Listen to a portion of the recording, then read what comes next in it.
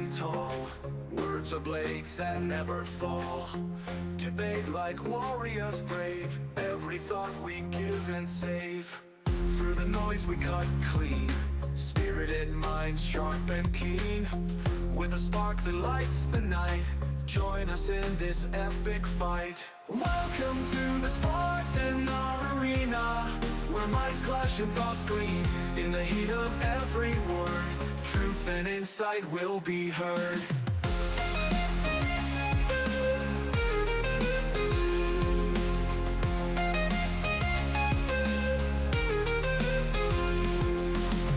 Buckle up and take your stance. In this arena there's no chance to escape the vibrant lore. Dive in deep and search for more. From heartfelt talks to fierce debates, we explore what fate creates. Side by side we seek the light. In the dark our minds ignite. Welcome to the Spartan arena, where minds clash and thoughts gleam. In the heat of every word, truth and insight will be heard.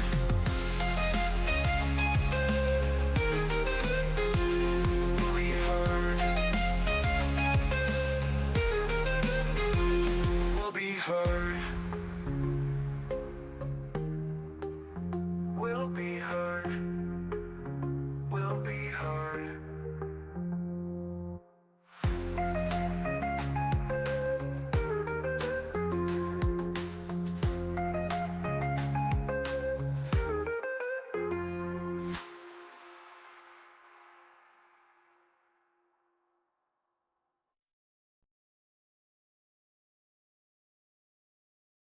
In the ring we stand tall. Words of blades that never fall. Debate like warriors brave.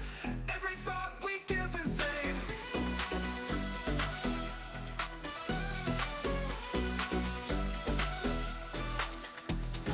In the ring we stand tall. Words of blades that never fall. Debate like warriors brave. Every thought we give and save. Through the noise we cut clean. Spirited mind sharp and keen. With a spark that lights the night. Join us in this epic fight. Welcome to the Spartan arena, where minds clash and thoughts gleam. In the heat of every word, truth and insight will be heard. Buckle up and take your stance. In this arena, there's no chance to escape the fight by law. Dive in deep and search for more. From heartfelt talks to fierce debates, we explore what fate creates. Side by side we seek the light. In the dark our minds ignite. Welcome talks to fierce debates, we explore what fate creates. Side by side we seek the light.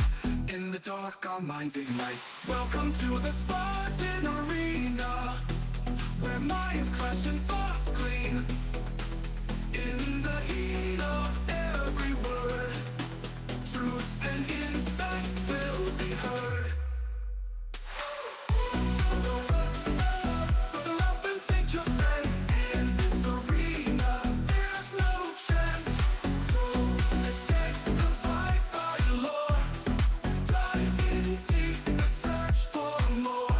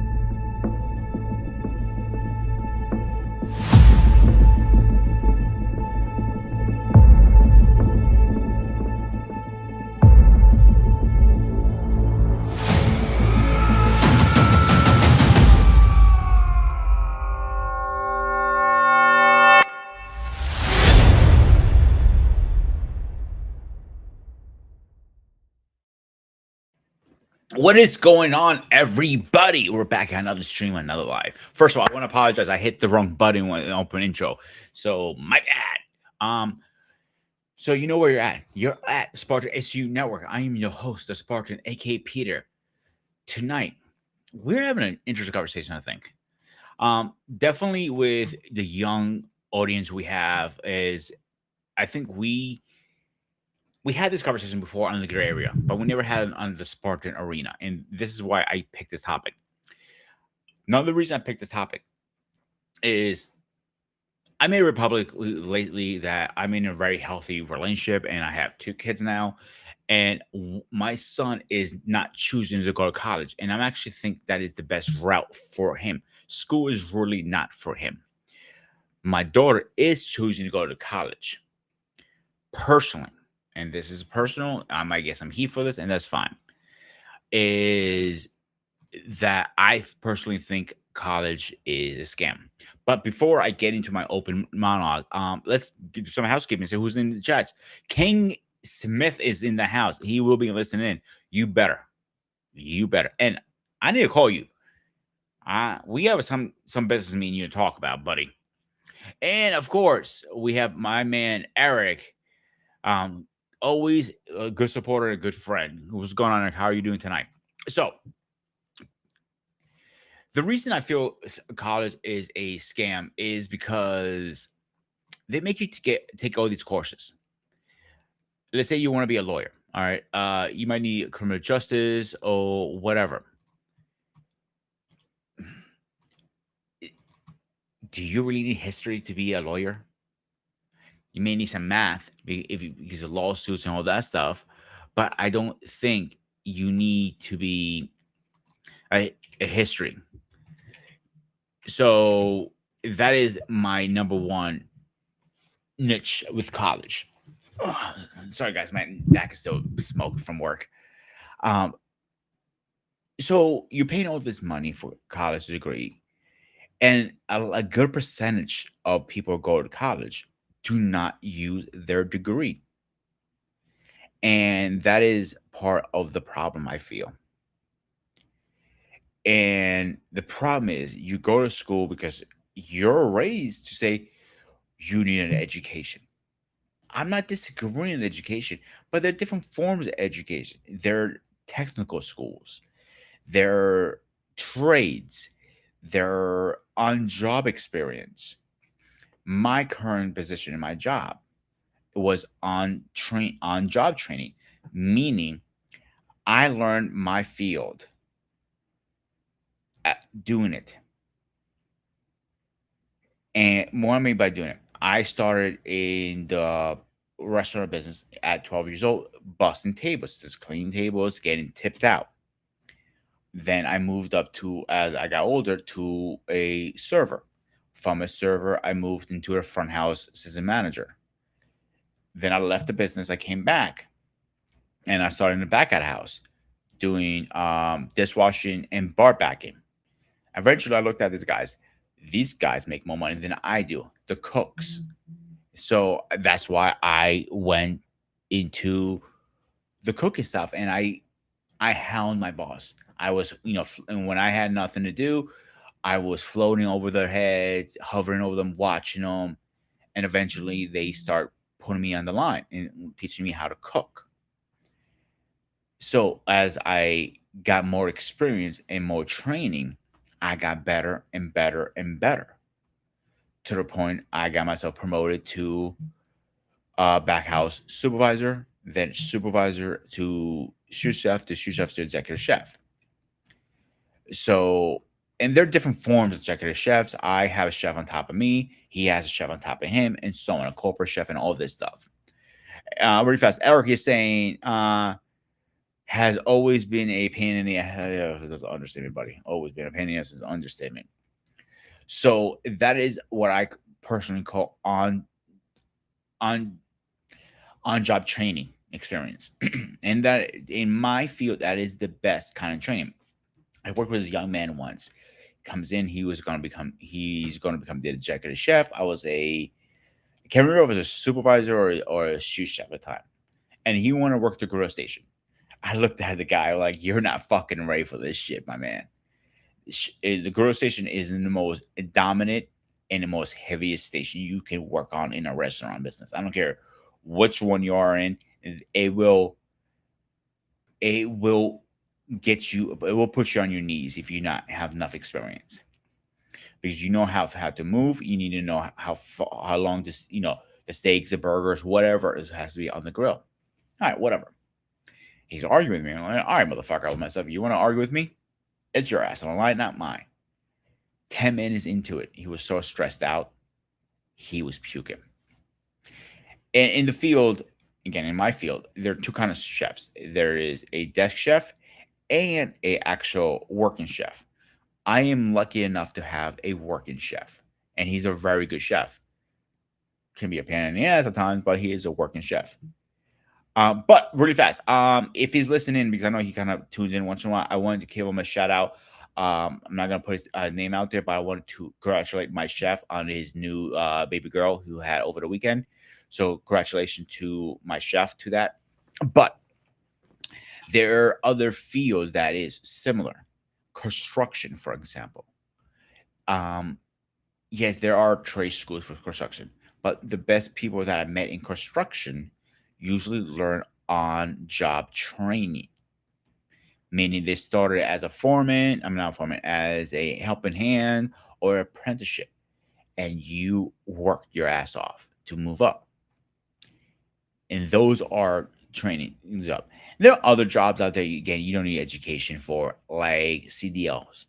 You need to go to truck schooling to learn how to drive those semis, and the rest is training on job, meaning you train, then you're on your own.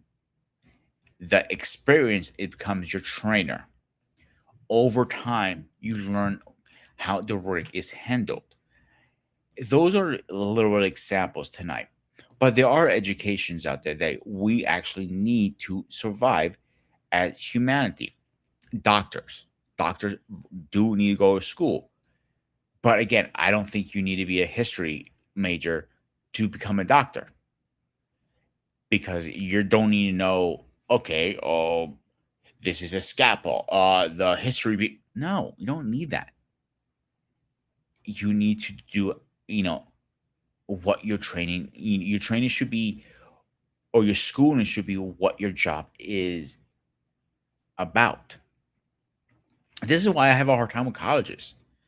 And I feel, and I might be wrong on this, and that's fine. If you guys have any pushback, please put them in the chats. That they're a scam. These kids are going into school and they're putting themselves in $100,000 and $200,000 debt in school because that's what the school is required. I know Paul's one daughter. I believe she's studying abroad. I don't remember her major, but that is a good example. Sometimes going overseas is cheaper than studying in states. It's nothing wrong with that. I think that is a wonderful thing. It also gives you a chance to see the world a little bit, and that is a different type of way you can do it. But in a school that you need to learn a job, I again, I can I cannot sit there and say that it is. But let's get this first guy in here.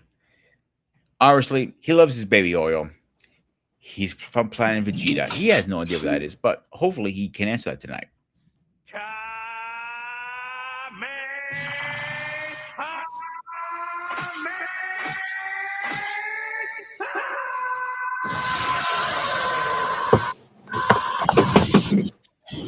Oh,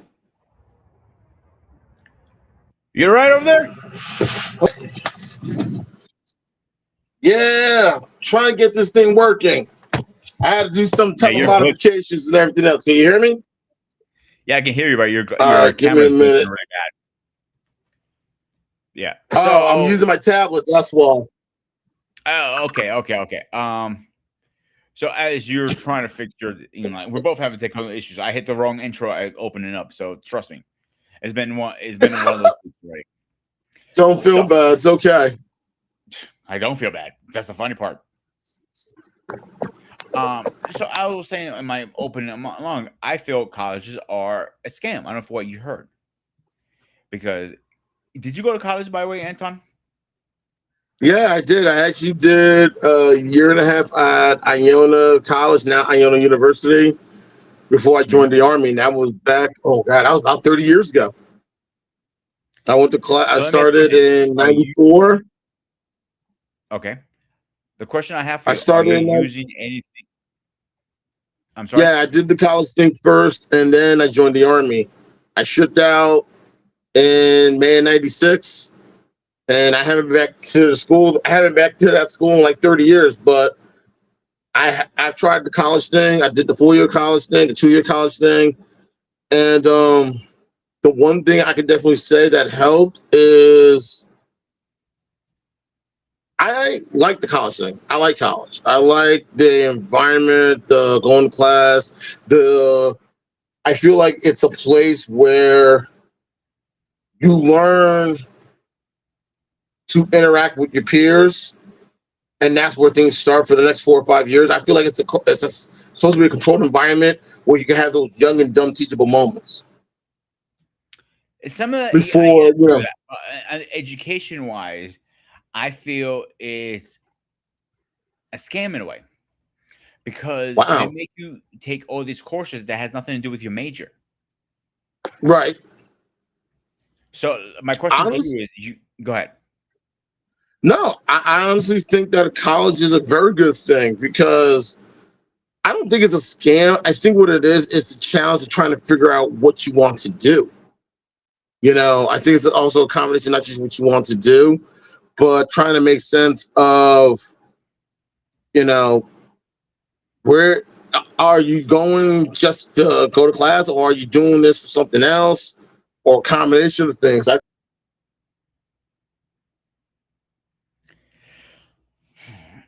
I'm going to push back because Let me ask you a question: are you using the degree for you went to school for? Say again. Are you currently in your line of work? Are you using your Uh huh. degree that you went to school for? Actually, I never finished college, and that was because I was struggling to keep up and do the work. And that's when I looked into it, and I later on found out that I have both ADHD and cognitive learning disabilities. Mhm. So my thing is, let's say you're being a lawyer, for example. You're going for a lawyer, right? Right. Why are you taking history classes that has nothing to do with lawyer?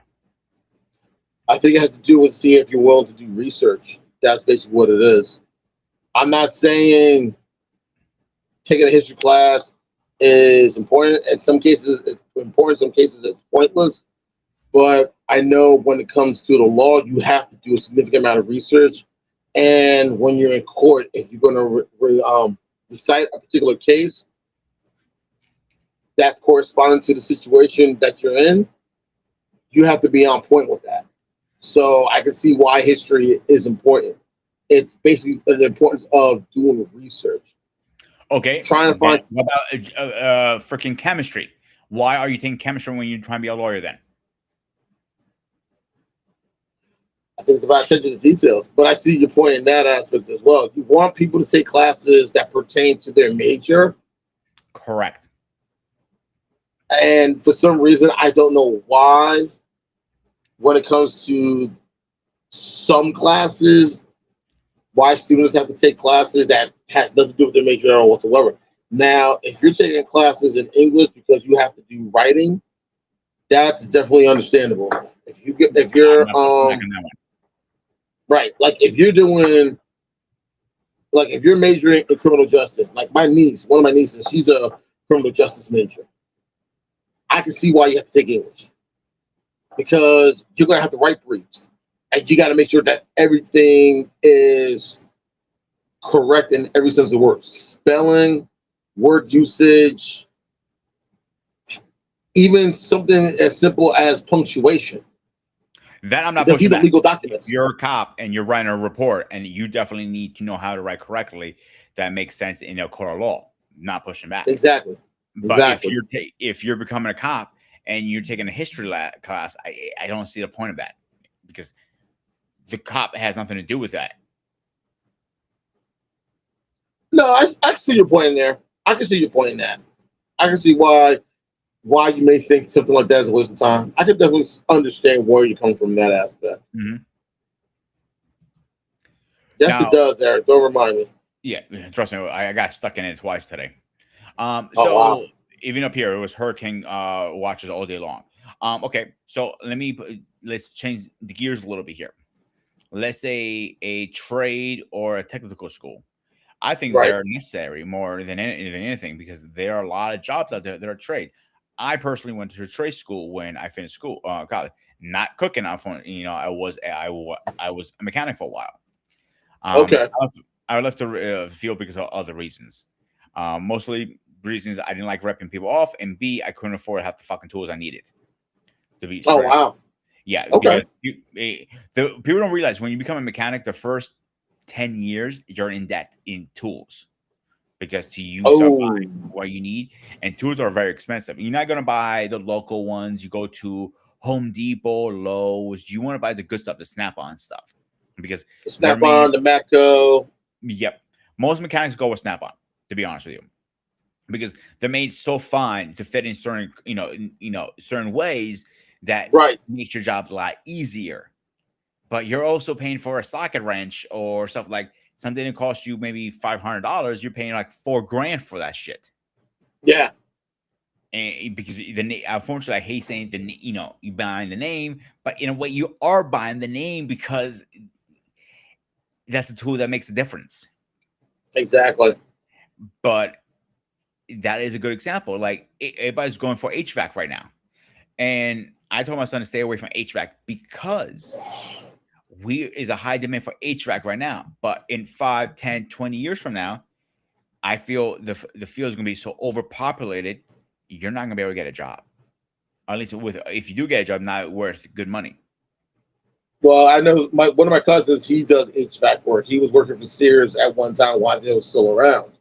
Now he has his own HVAC business. He basically does residential and does a little bit of commercial, and he also teaches at Lincoln Tech as well. So when I came out of college with my degree, it was a high demand. About 5 years after that, it wasn't a high demand. It was they Mm. couldn't even you couldn't even work for free if you wanted to. Oh wow, what was your major? Auto repair. Okay. So, and that's another reason why I got out of it too. It was a third reason because I couldn't find jobs, and they had shitload of shops around here. I could I shops wasn't a problem. That finding jobs was a problem because Yeah. there was such a high demand at the time. When you're going into school, you had a high demand. 5 years later, was not a high demand anymore. Yeah. It It was dried up. a low demand. So, and that is the other factor. And the other factor that we have to also bring up into the table tonight, and I mentioned earlier, you have some jobs that you become an apprentice at first. You're not getting paid. You just learn on the field, and that's fine. Oh, Like, I was anything wrong with that. and like I use my field for example. You can get into this field in two different ways: on-job training or going through school. I always disagree with going to school or calling to school because a lot of people, I admit, there are some exceptions. Like two of my current chef and my old chef, one of my old chefs went to school for it. I have met chefs that went to school had no idea even how to flip a fucking egg. Oh shit. Yeah, that's how bad. Wow. Wow. So That's saying something. yeah, and, like there are two different chefs, and I said at the beginning of the show when I started. You have two kind of chefs. You got a desk chef and a actual chef. I'm lucky enough to have an actual chef who gets rolls his sleeves up, like let's go, let's do this, and he gets in, get it dirty. He's all covered up. If you're in like one of my old chefs, Chef Matt, great guy, short as fuck, but great guy. I nicknamed him Chefy Poo. Oh God. Yep. And I speak to him once in a while, and that nickname still stuck to this day. And I've been gone about almost 2 years, and every time I'm like, "You motherfucker, chef, you fucking poo." I'm going like, and once in a while you might see him coming in the chats too because he follows us. If you see potato chip in the chats, that's Chef Matt. Okay, gotcha. Yeah. So great chef. He knows his shit. Don't know if he learned on the field or not, or he learned from school. But for the two chefs, I'm going to tell you for exactly. I know they learned on through school was Chef Terrence and my current chef. I don't want to put his business out there again because he is my current chef. I want to keep it private. Gotcha. That's understandable.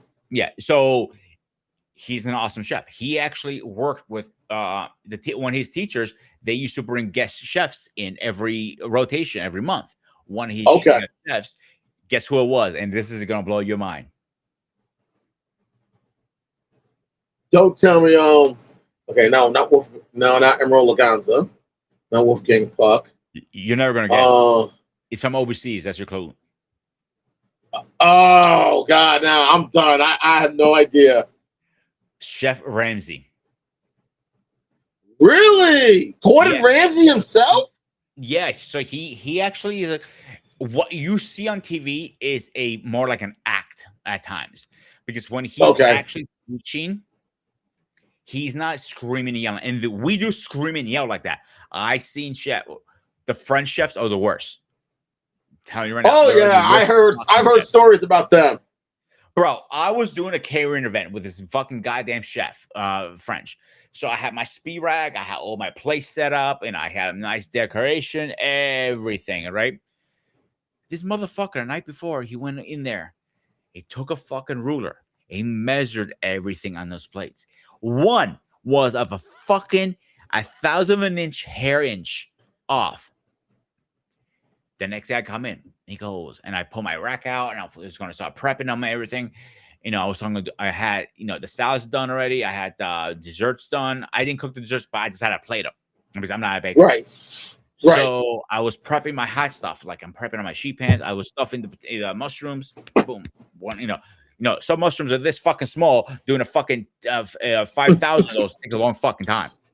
Oh, I can imagine. Oh, and Peter, get over here. He goes to me. I'm like, fuck, I do. I run. Yes, chef. And he goes, what's wrong with this? He goes to me. I'm going, I don't know, chef. He goes, I'm going to ask you a second time. What the fuck is wrong with this motherfucker? He goes to me. I go, oh, shit. I don't know. I went to him. He goes, this is your third and final chance. He goes to me. He starts screaming. He starts saying, what is fucking wrong with this?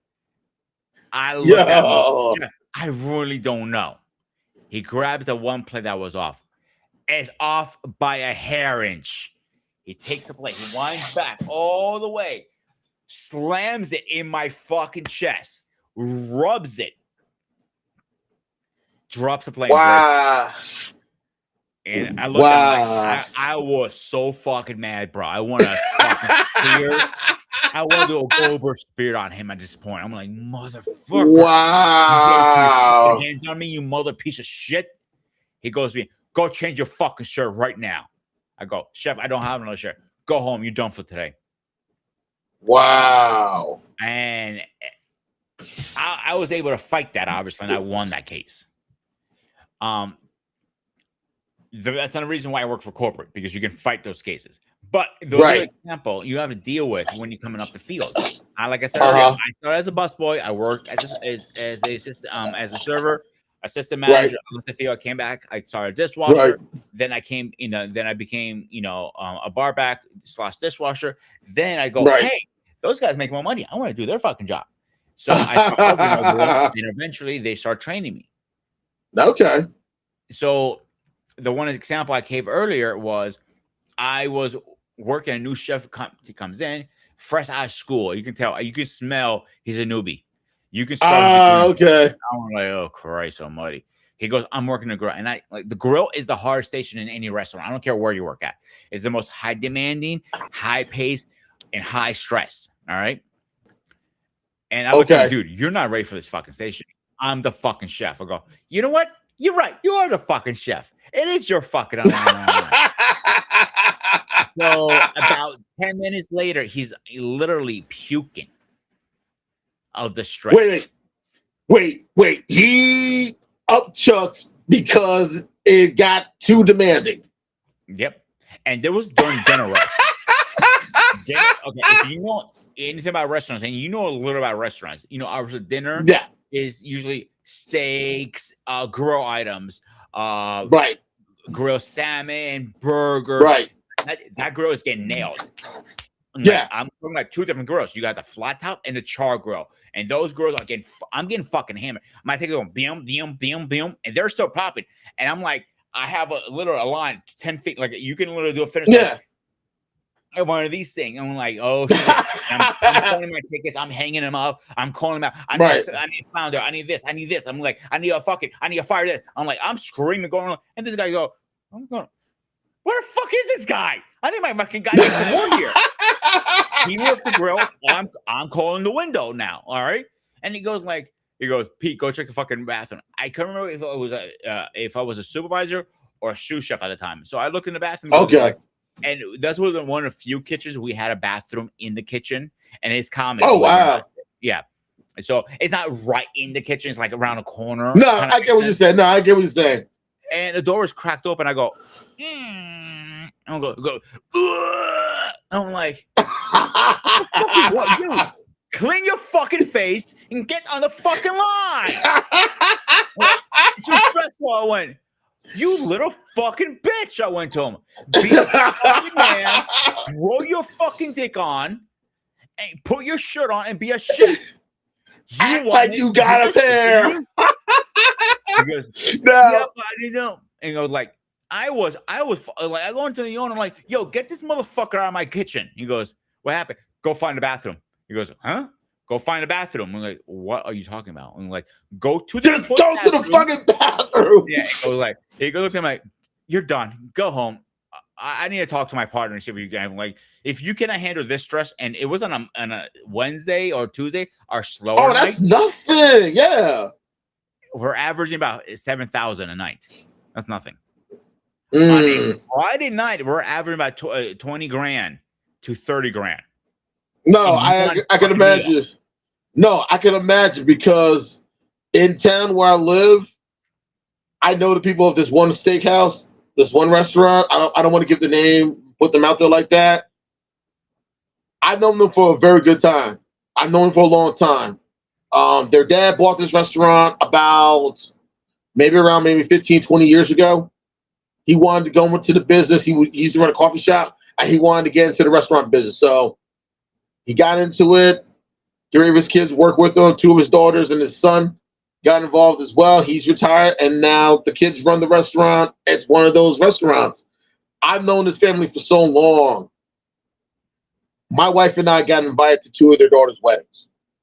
Okay, that's how long I've known these people and their family. I know a lot of family-owned restaurant. One of the diners here, I know. Yeah, I can say Italian diner. Great guy. I go to church with him. I know his father. His father's a fellow chef like myself. He knew at a very young age, and he put in. He did a lot of local interviews. He put himself in a lot of debt at an early age, so he's debt free now. Smart move. Okay. Gotta take my hat off to him. Right. But he needs to learn the business. That's one thing. Right. I hear people going into the business all the time. I want to open my restaurant. I'm like, do you have restaurant experience? No. And that's the challenge people don't realize. I'll put it this way. It was one guy. He's trying to tell me about restaurant business. My cousin owned he doesn't know shit, bro. Greek guy too. He goes to me, I want to do a gyro shop. I'm going to do a home cut French fries. You're going to be out of business before you know it. Because if you're doing by hand, and forget the jig is you have a jig. Those are more like a higher high end restaurants do the jig, like home cut fries. They're actually the same machine that you use at Five Guys. You put a potato, and there actually is a thing called the Olympics potato cutting competition. Are you serious? It is a thing called the Olympics potato cutting competition. All major restaurants go there, and the best one wins. And you win about if you win, the business you're representing, you give you like 20, 30 grand as a thank you, kind of thing. You get a good amount of money Wow. if you win. But you gotta be fast. Like I'm telling people, like doing like about 8 sacks of potatoes under like 3 minutes, going boom, kaboom, kaboom. I'm like, holy fuck, shit. I'm like, holy fuck, I'm fuck my back. I'm like, yeah, my back's still fried. Yeah. Yeah. I honestly, like, the thing is with restaurants, people don't realize, like, you hear about restaurant people going into the business and then they're shut down within like a year or two. People don't realize there's a lot that goes into it. So when you first open a restaurant, all right, for the first 6 months, you're in the red. You need to have a backup plan during that red period. You don't have a plan. And this is why they go out of business. I know I don't want to say the name of the business because I don't want to advertise them. This is a Jamaican restaurant that one of my own employees, her family opened it, right? Okay. I want to eat there with a fucking stick. That's how bad it is. Oh, wow. So the rule of thumb I teach everybody, you keep the food for 3 days. You're not going to cook everything fresh, obviously. You know what I'm saying? Right. Like, some things you will, but you prep it ahead. That's part of the restaurant. Right. Ladies and gentlemen, let me repeat to myself. You do prep food ahead of time because that's how the restaurants work. All right. Yeah. Cutting like chicken, like butchering chicken. You're not going to wait the last minute doing it on the fly. You're going to do it 3 days in advance. So exactly. They say today's Monday for say Tuesday. Well, you're going to do it today's.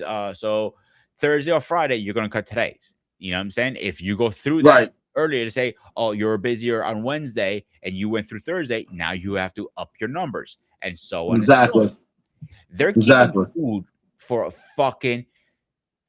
a month in advance. What? And I wonder how the DOH has not shut him down yet. Whoa. That's... And I hate to say this. I'm not saying it's because of the culture. It's not the culture. They're doing Jamaican food. Great. I like Jamaican food. But I won't eat there. I will stay far, far, far, far, far, far away from that place. I remember the competition Chopped when it came out. I think it was on Discovery Channel. And what? Say again? I thought it was Food Network. One of them.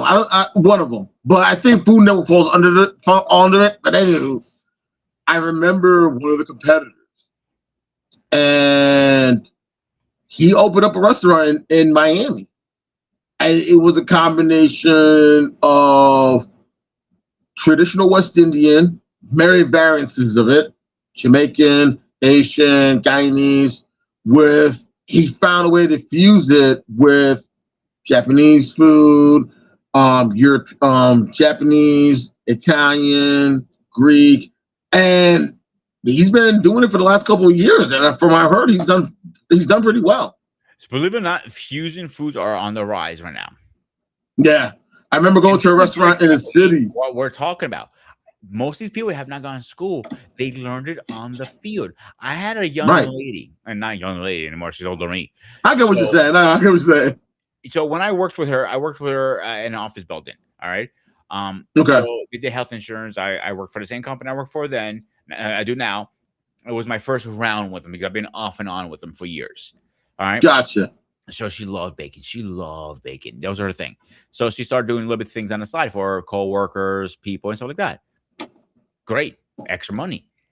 Eventually, she got so good at it. So she realized, okay, if I make, let's say, a cream sauce for a dessert, right? Right. How can I use it for several ways? That is key number one. When you make any sauces or anything, you cannot use it for one item or one product. You have to use it for several products as business. Right. And I'm letting you guys behind the doors now and see what's going on behind the kitchen. So she realized that by herself. So eventually, she opened her own bakery. I can at least say the area is Scranton, PA. And she's doing very, very well, actually. And she left the office and she's doing that full time now. Baking and cooking is 2 different worlds, obviously. Yeah. Yeah, exactly. That's why I don't fucking bake. Honestly, the thing is, I kind of got the idea of what things go on because when I was in college, I actually worked at the cafeteria. Mm-hmm. I was a food server in college. I worked dinners during the week, and on weekends, sometimes I would help out with lunch as well and dinner. Now, like, dining hall opens at 5. I remember getting there around 3:30, 4 o'clock. Like my class was already done. 3:30, 4 o'clock. I go downstairs, I change. And at first I didn't have like a uniform to change into. And they gave me like maybe like 2 or 3 days in, I got a uniform to change into to serve. Usually that's Change what my it takes. uniform. Yeah. A couple of days, all right, doing my uniform, go upstairs.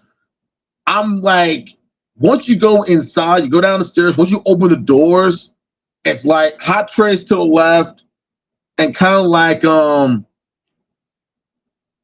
certain other meals on the right. And I worked on the area, and I worked in the serving area to the left. So once I got there, I made sure everything was clean.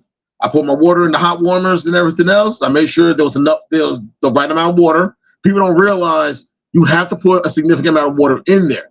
People think, oh, just throw a lot of water in. No. 1.5 to 2 inches, depends on the well. Yeah. Yeah. And people think, oh, you just got, you got to throw like one of the, and they had a full-time cooking staff there too. They had a full-time cooking staff. And a couple of the people that showed me, I remember them working there as well, working in those areas before I got the job. So they said, this is how we do it. This is how we mark it to make sure that the water doesn't go this high. Cool. Dump the water, make sure it was on, put the trays out, have my utensils, have my gloves in the back right behind me, and had all the extra food. They were like, once you're done, take the tray, put it at the bottom, grab the food from the top, put it in the well first, then take the plastic off, throw out the plastic, and then you start serving. I disagree with that personally, but okay. All right. So now I always. All right, I'm listening. So when you rip the plastic off, you might not rip it all the way, and it might stick under food by accident. That's crop contamination, or also known as forming objects in food. So if you rip it off before you put it in the well, you have less chance of somebody choking on plastic. Okay. I get what you're saying. Yeah.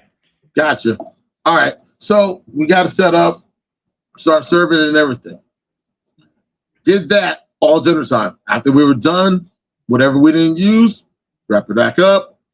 Anything that was already touched, discard. Sometimes, we discarded. Others that weren't touched, we're gonna bring it out at another time. Some food that they did have in the cafeteria, they donated. So donation is not a common thing anymore because of because of COVID. Unfortunately, and COVID too. Unfortunately, even before COVID. Yeah. Oh wow. You get sick from that food, you can sue that company. So well, what it was is that it wasn't like the regular meals. What we were doing is the school had campus ministry, and what they were doing is they were taking that, making place to give to the homeless. Yeah. So everything was already same concept, because it doesn't matter who it is, it can't get somebody sick. What most places are doing now, all the food that has been touched, like you said, it goes to compost.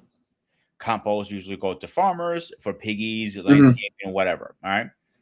Right. So anything left over, it's common to put in a black chiller. A black chiller is pretty much a big ass fucking freezer that blasts this cold air, cools down in 2 hours. You need to cool it down in 2 hours. So I remember when I worked for the first university I was a supervisor at the time. We need you to work the grill. I'm like, all right, how hard is it gonna be? It's easy. Like, it's burgers, chicken sandwiches, fries, simple shit like that. All right, cool. Right. I had a helper. All right, cool. A helper. Yeah.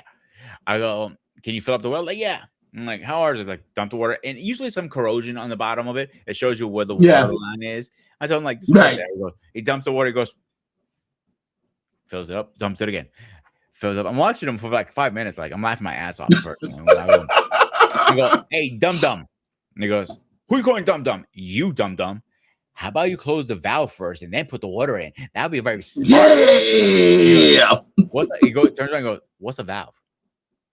And I go, and you're in college? What year are you in? He goes, I'm a senior or whatever he says. This is my last year. I go, yeah. I recommend you getting your money back then. I go, here. This is a valve. This is the heating element. Valve Oh my heating, valve God. heating, valve heating. That Now that repeat after that's me. wild. And the funny part, he's from Jersey too. Oh, come on. Oh, that sucks. That's That much stricter Jersey. sucks.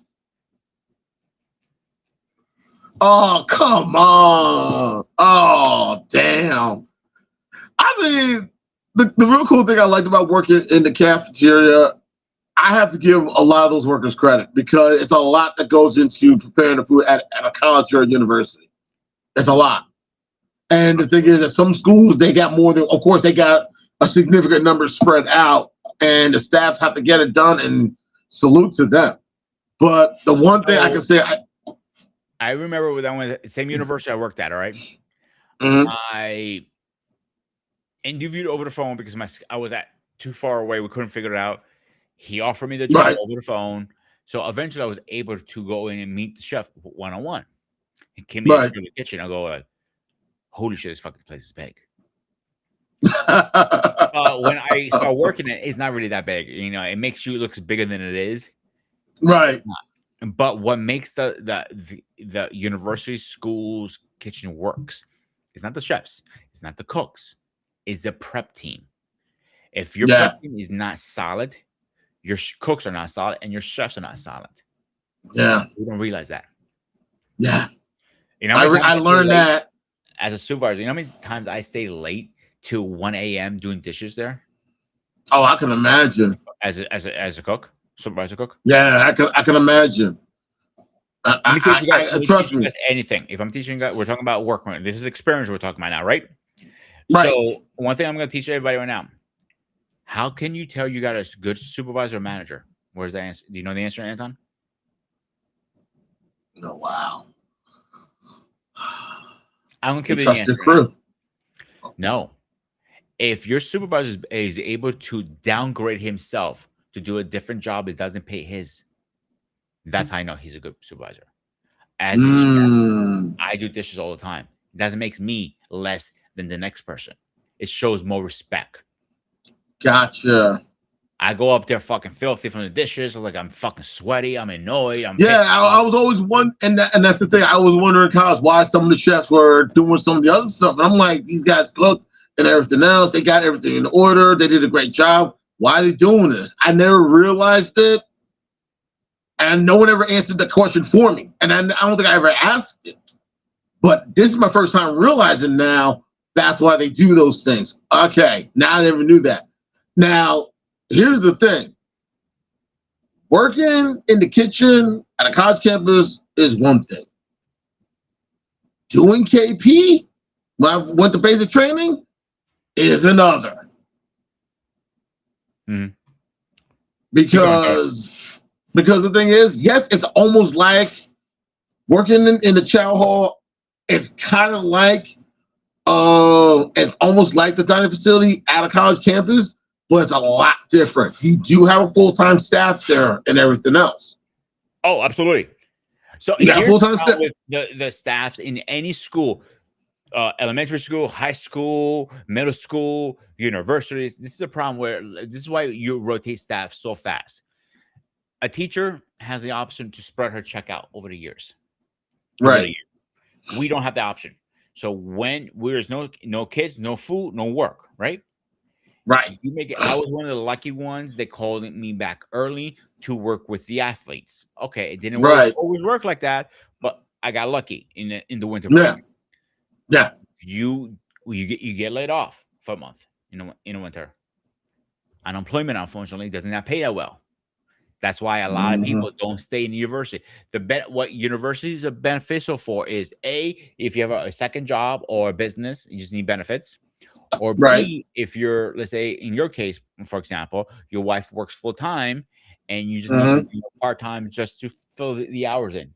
Works great. Exactly, exactly.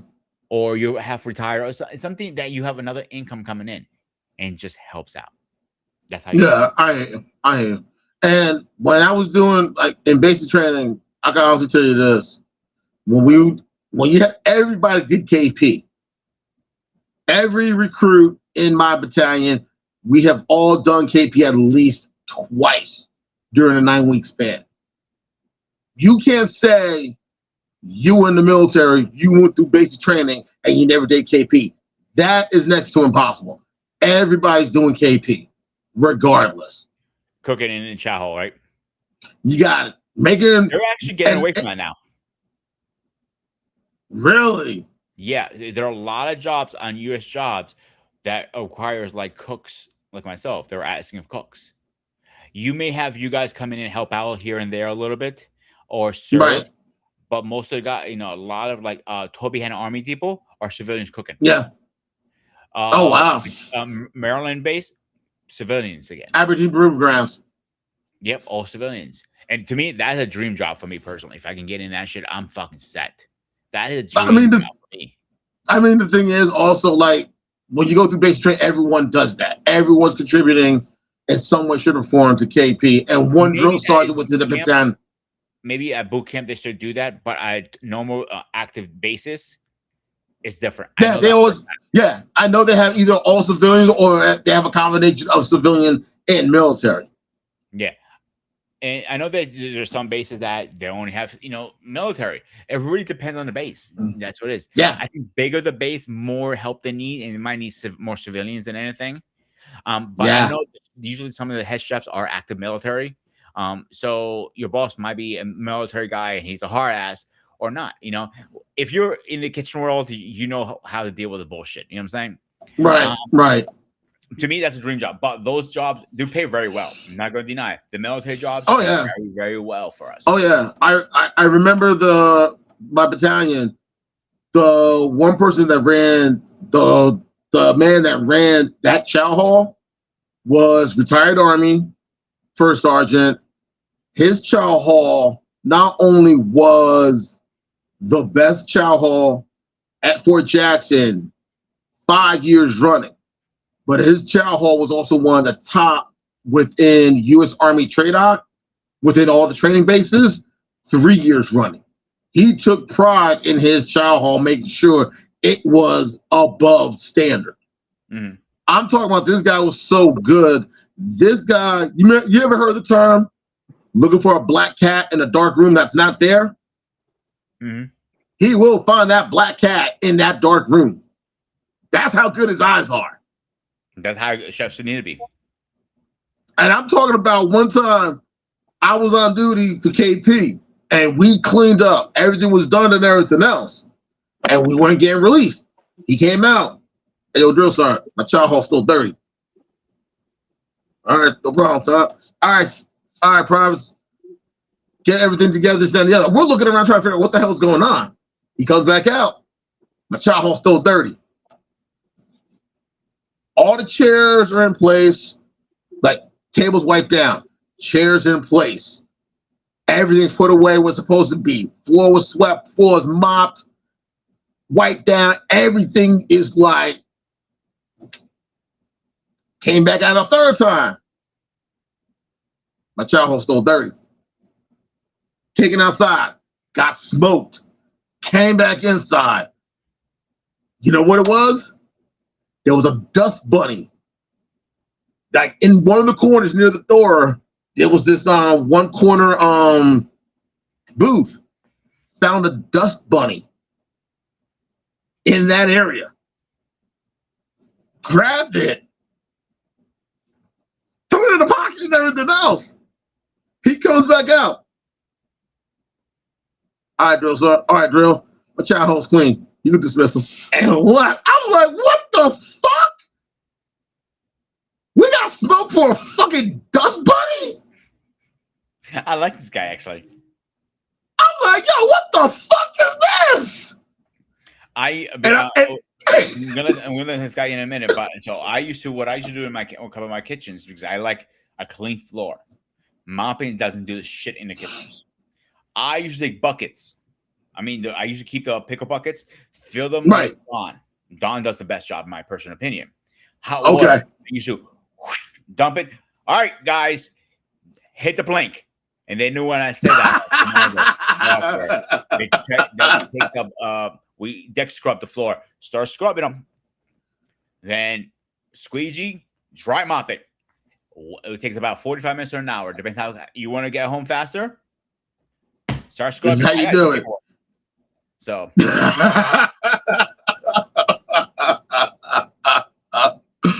Oh man. And it was so wild because we're thinking like, well, he got smoked for a fucking dust bunny. I'm saying like, this is some bullshit right here. But that's how you like this jail hall. Oh my god. And I didn't feel out of place because I worked, like I said, I worked in the cafeteria in college. So some of the things that you were telling me, I had to do when I was there for basic training. So luckily, what we're saying, school versus experience.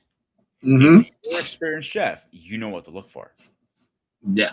The things that I miss sometimes, my chef has a better eye than I do. Sometimes I'm like, Right. Sucker. To me, I've always felt like one thing I would tell young people, you got two options. You could go to college or you can go into the workforce. If you don't want to do either one, go into the service. The service, I think, is a great way to do it, to be honest with you. Yeah. Honestly, I'm looking back at it now. I shipped out like around this time 30 years ago. God damn you. Yeah, shut up. And my birthday's tomorrow too, so shut up. Okay. Oh, yeah, that's right. A 6-0 is next tomorrow. Fuck you. I wish I had a Grand Reaper music to play for you. I know. No. You know what? I got something better. Here's the best thing I got for you. Okay. How's that? Actually, hang on. Here's a better one because you're going to age with time. Oh my god. But before we move on, ladies and gentlemen, we got to get this guy in here. He is a secret location. He flew out with the Air Force One, then Marine One. Of course, I am talking about our president himself. Ladies and gentlemen, please welcome our president.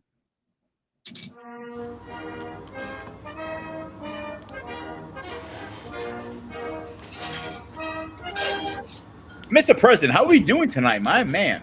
I'm okay. Can you guys hear me all right? Yeah. Cool. So, did you catch any of the show so far, or you're not too much? I think I dipped in for a minute, then I had to go back out and come back. So, all right. So, okay. College versus the workforce. You know, should you go for college degree, or should you go to a trade school and go right in a force, or just get a job? I told you this before. I feel colleges are somewhat a scam at times. The way they make you take all these courses, make you pay over them. Like I think your daughter did a smart rate to go overseas. It's a little cheaper overseas, obviously. So I know you're a college graduated. I'm sorry, Paul. What was your major in college? I was computer science. Computer science, and you're still doing that technically, right? Yeah. So you want to put your opening thoughts really fast? Well, I think the worth, like anything else, it's a cost-benefit analysis in terms of, first of all, what do you want to do? And the road to get to what you want to do. Now, there's certain career paths that are kind of baked. You can't be a doctor, you can't be a lawyer without going through a process that's pretty set and defined. In a lot of ways, those are the easy ones. But if you don't know what you want to do, or if you have more interest in humanities, then that's a conversation. That's where the cost-benefit analysis really kicks in. Do you go in-state or out-of-state? Again, another question about whether or not it's worth it or not to invest the money into that. Because now anything out-of-state is $50K out-of-state. But even in-state. Now, when I graduated Rutgers in '91, my final bill, and this is what meal plan and everything, was like $9,500. Now it's pushing $30,000 per year, so it's not cheap. But then you got to look at, okay, what are your again, your earning prospects from going to school, And so really so I think there's an economic question to that. But I think there's also a I think there's also a I guess there is a learning experience to it. Now for me, not just the fact that I'm in the profession, college was like the best thing that happened to me. And I think for a lot of people, if you are coming either from a small town or sort of an isolated environment, going to college it can be like a big eye opener to like the world, different ethnicities, different races, different mindsets. Um, in fact, one of the guys I went to college with, Kevin Powell, he was on season one of The Real World when that came out in '90. Oh, I've met So, him. so he was, so that whole experience, it can be jarring to some. Not everybody was built for that, and I certainly recognize that. But for me, it opened up the world in a lot of ways. My experiences, and not just the coursework, because I think that's like I said. So when I go back to that ROI equation, we're talking about the coursework, the profession, what you can earn in that profession, all those things. Again, that financial component to it. But I think also as a person, what you do in college matters. Organizations that you belong to, Hmm. causes that you get involved with. Certainly just with my Rutgers degree, there was also 100 Black Men, which was like a fraternal organization, not to be confused with 100 Black Men Incorporated, because we used to get into it with those guys all the time. We're not affiliated with them. But this organization was formed back in 1978. It's no longer around, but it was formed in 1978 by three college students and a professor who got them kind of started. And certainly through the 90s, mid 90s, it was a relevant sort of organization that you really helped to shape a lot of black men culturally, how to think of yourselves, to learn more about what you might not have learned in your high school, for example. You didn't learn Africana studies. Most high schools don't teach you anything about African Americans except we were slaves and maybe the civil rights movement, and maybe that's it. But they didn't teach you about Africa. They didn't teach you about a lot of Pan things. Africanism. Yeah. So a lot of those things that I certainly benefited from when I was there, and I've seen the impact on all those brothers who came from Newark, Camden, Orange, East Jersey Orange, City. Jersey. All these guys who were first generation college students. Like nobody went to college prior to that. It wasn't even heard of. And where I see a lot of these brothers today in terms of their careers, their families, or whatever. So college was the best thing that happened to us. And the fact that, and it's weird, it's especially gratifying because we went to a PWI, which is Rutgers. But our experience at Rutgers with everything that was going on, this was also around the time of apartheid in South Africa, the marches, free South Africa. We had as much of an HBCU experience at Rutgers.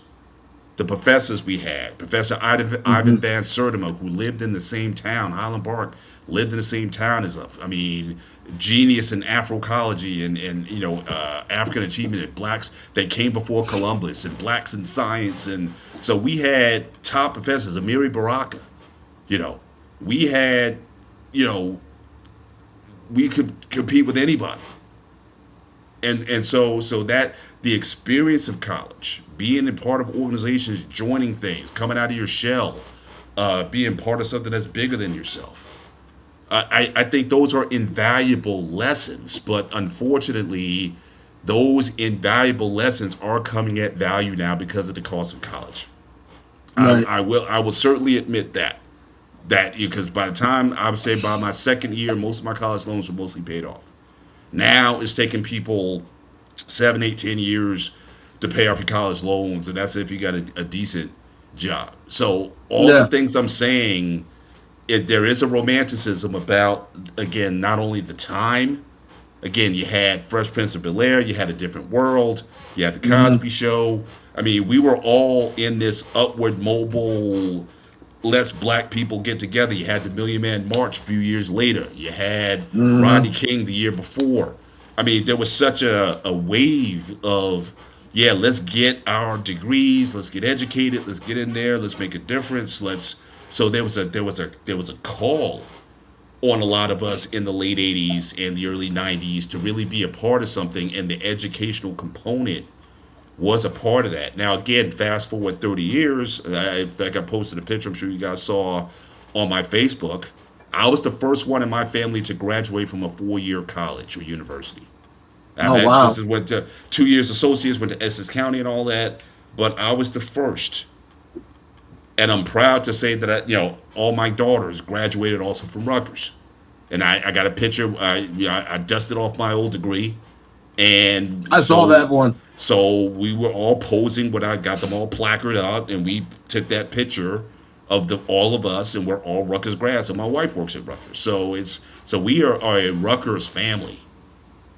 And again, I couldn't imagine what my daughter's life would be work, because again, I know friends of theirs who didn't go to college and what their prospects are like, and they're just not as big because again, the majors that they took, one majored in supply chain, one majored in finance, and obviously one going to medical school.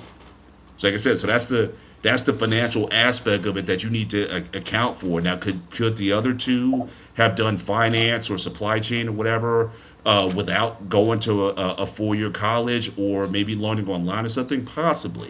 I'm not ruling it out, but just what it did for Hello. them, Okay. what it did for them intellectually, Say again. I think mattered. Hey, Anton, can you mute your mic for now? I got it. I got it. Okay. Okay. Cool. So again, the what they gotta see and what they became, it was again a great thing for them, especially my youngest, because her last 2 years of high school were in COVID time, and so she missed a lot of development. But again, just being in that environment helped her mature a lot. Now she's still immature, but but you saw the uptick. She started out rocky, grades weren't good. She really came into her own. GPA was going up and everything. She got involved in different organizations, Black Student Union, Association of Black Accountants, NABA. She got involved in things, and I think college is a great environment to do that. Now, again, can you get involved in those organizations outside of that? Yeah, but in college, it's like it's right there. Some sort of fraternal or sorority organization, some group of general interest, something that gets you socializing, that gets you into different access. I mean, my daughter, like I said, with the NABA, she just went to Vegas a couple months ago. They fly her out to Vegas every year. I mean, those things wouldn't have happened if she didn't go to college. So I think part of what college does is, in terms of teaching you how to think, the opportunities, not the guarantees. Because, like I said, I've seen people go to college and it didn't work out for them. But again, a lot of that is what they went into college with.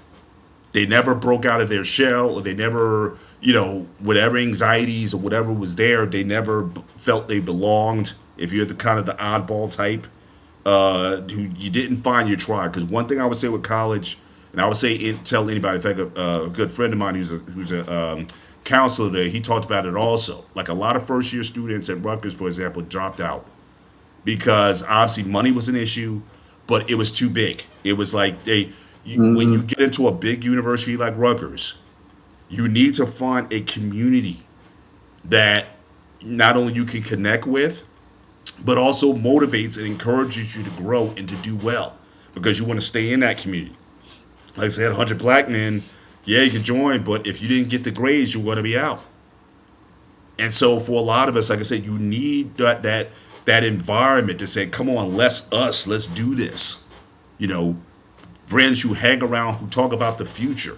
Again, a lot of the ones who didn't go to college, they don't talk about those things in the same way. I'm not saying that, plumbers and blue collar and things like that. I'm not saying those things are good, but you ask them what the plan is, and a lot of them are still figuring it out.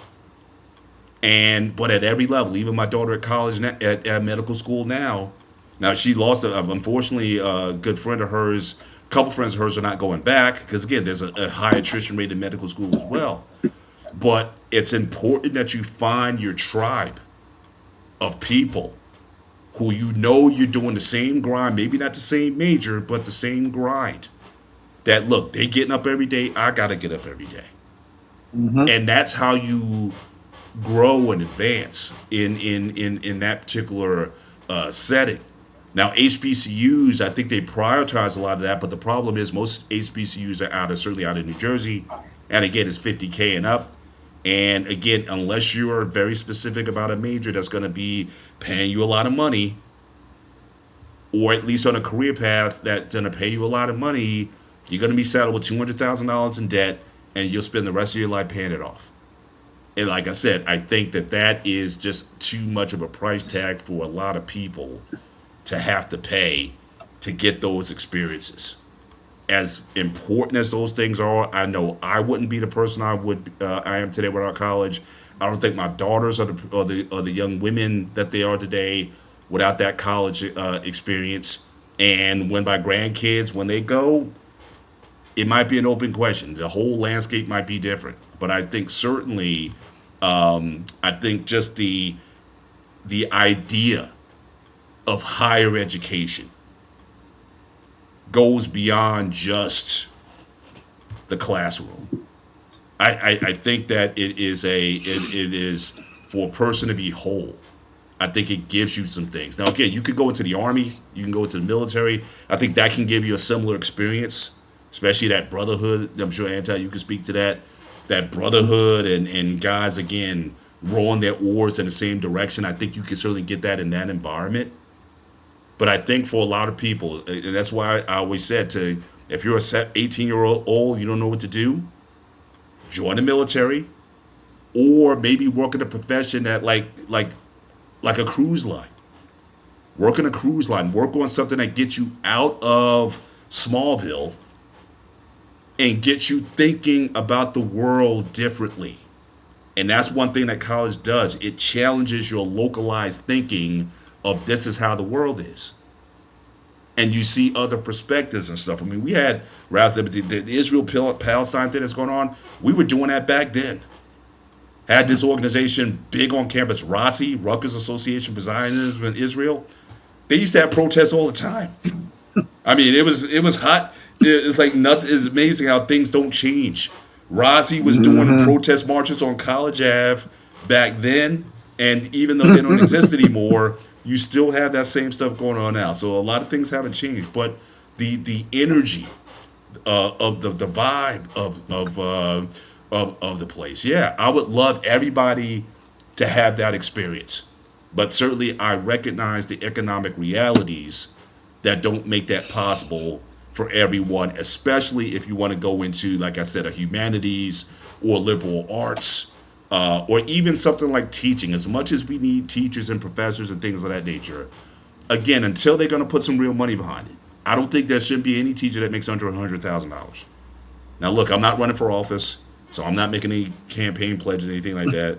But if I, since I'm the president, on my first day in office, no teacher in the United States will make under $100,000.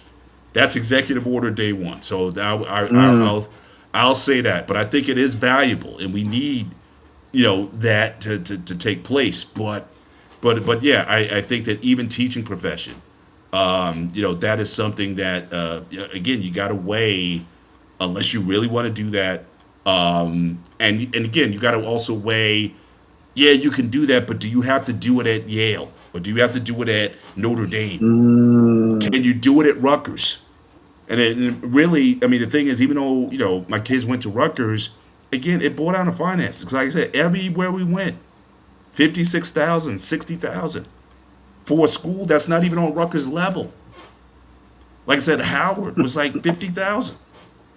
And it's not, we went there, we went on all these college tours. And I'm like, for what you're getting here, Rutgers is half the cost.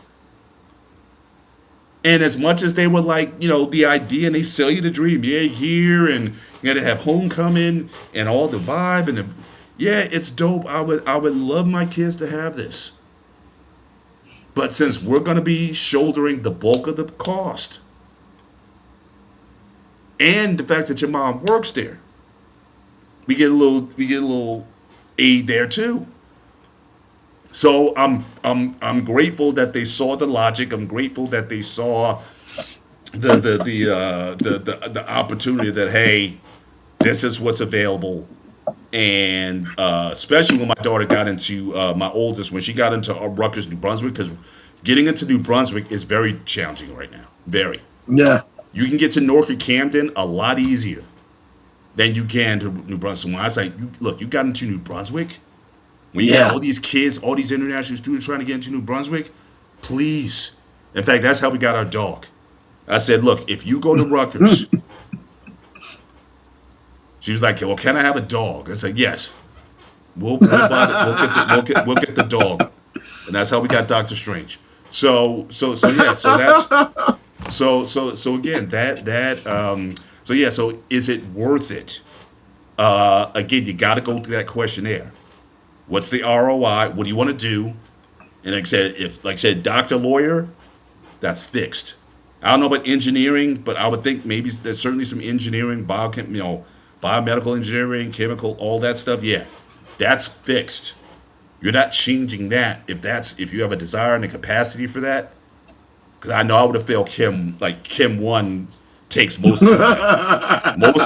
You want all these wannabe medical doctors.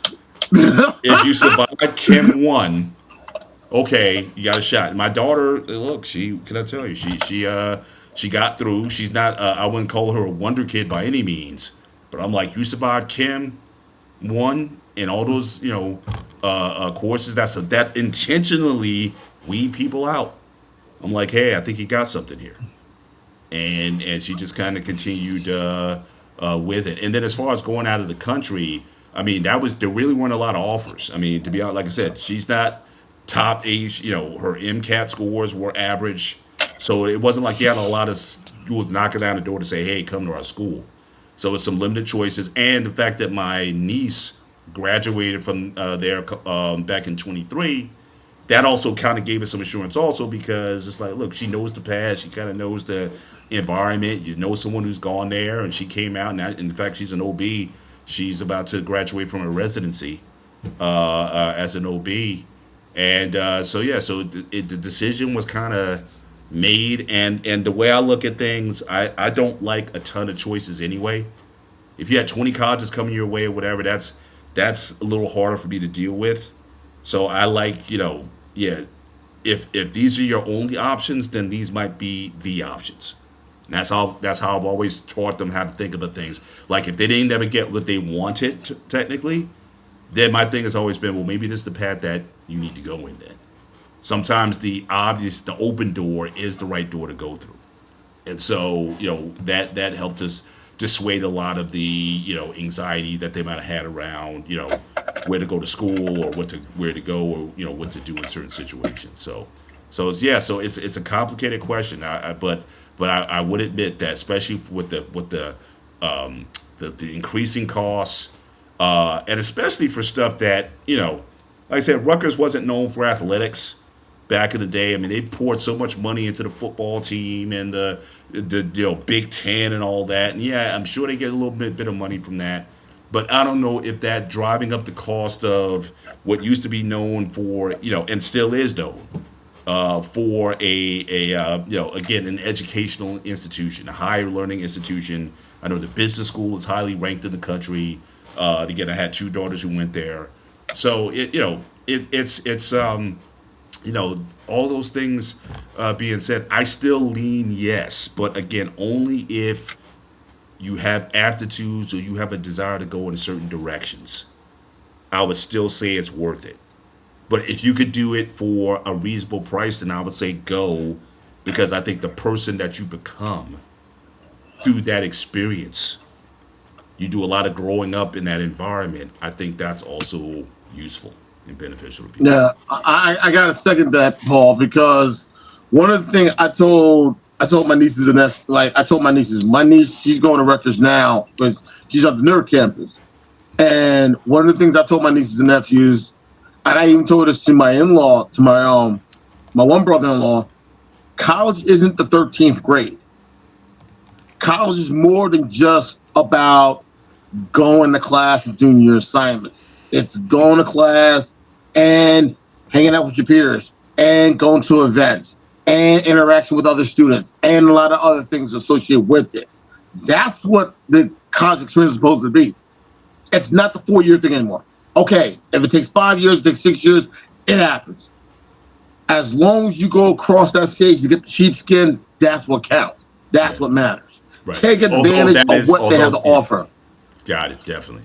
Although I am proud of that too. Like all my daughters graduated in 4, so that was we didn't have, because that was the thing too. I was like very intentional about that as well. It's like, look, get in there and get out. You know what I mean? Because the ones who go part time and the ones who kind of I'll take a year off. 4 goes to 5, goes to 6, and you never finish. Like I'm always big on start a task, finish a task, next task. So I'm glad that my daughters didn't waste their time or meandering through. They got their 120 credits by the end of the fourth year for last semester, and they got out on time. So I'm very happy about that. That they were able to complete that. But to your point, my brother took a little bit longer. Yeah. My brother took a little bit longer records himself. He was on the track team, and he got into a situation where he was suspended for the semester because of academics. Right. Took classes at the county college. Track coach held on to his scholarship. Got back into school. Graduated in 2008. He was supposed to graduate in 2002. Graduated in 2003. He was okay. He's just happy that he got his degree from Rutgers also. You know, he enjoys that and he wears that with pride. And ironically, some of the guys that he graduated with were guys who played football there. And these were the guys who just started helping lay the foundation when Seattle got there. One of the guys that he graduated with at Rutgers, and I can say his name, this guy played college football and graduated with a degree in engineering and received a National Merit Scholarship too, which is not that easy. And you always hear the stories about athletes. They try to put them in these real easy classes just so they can stay eligible. He graduated with a degree in engineering in 4 years while playing college football at the D1 level. So that's saying something right there also. Because you do have kids who want to go to college. They want the experiences and everything else. To me, and that's what I tell people, get involved in activities, get involved in clubs, go to sporting events, pledge a fraternity or sorority or a fellowship. You know, I have one I know there's one sibling, there's one group of siblings, my godmother's children. Her godson, my godbrother, went to Penn, got into Penn, pledged, graduated basically within the top 10, basically was in the top 10 of his class. Not 10%, top 10 at Penn when he graduated. My god sister, a couple years later, also got into Penn, also pledged, also graduated in the top 10 in her class. And when I tell people this, they think top 10%. I was like, no, top 10. 7. So they're probably like in the top 2% or 1% at that point. Yeah. The youngest wanted to go to Penn. Wanted to be like his brother and sister, wanted to go to Penn, worked real hard, did everything he was hoping to do. Didn't make the cut. Got into Rutgers. Graduated with a degree. He also graduated. I think he graduated basically within the top 25, top 30. And he had his heart set on Penn. And my godmother told me, I'm glad he didn't get into Penn because she felt like too much would have been expected of him because of what his brother and sister did. Right. So I tell people, if you're going to go to college, go take advantage, enjoy those moments. Because you're never going to have those moments again. No. And also to piggyback on what you were saying, Paul, my wife's uncle was involved, was at Rutgers back in the 70s when they had the protests and everything else too. He was the reason why the state has the EOF program. Him and a group of students, him and his classmates. Yep. And he still gets letters. He does get letters from EOF students. He gets 2 letters from some of the students. He gets one letter the beginning of their freshman year, and he gets another letter from them right before they graduate, basically saying thank you. So here's me a question for you both, you guys, because you guys are team college. I'm team not college. So do you think college is more a business versus an education now these days? Oh, definitely. Yeah. Without a doubt. Uh, But and like I said, I mean, in a way, I do mind it because again, I think you're pricing out again for the experience and like we talked about all the development that we got from it. But I think you then in turn you have to make a business decision. And again, your point of view, Peter, is valid. I can definitely understand if someone doesn't want to make that move or not. But again, you got to treat it like a business too. Again, what is my ROI? What do you want to do? But again, if you're going for English, like if my kids came up and said, "Look, I want to study English," no. Art history, no. Not on our time. You know what I'm saying? If you got a full ride scholarship and all that, then I guess you could do what you want to do at that point. But no, if we're fitting the bill, you can't just do anything. Is there a future with what you're doing? So again, those are the type of questions I think you have to ask and be honest and transparent about. What is your kid's interest? What are their aptitudes? So again, the next gen training shows I'm doing with Coach, we talk about those different types of intelligence.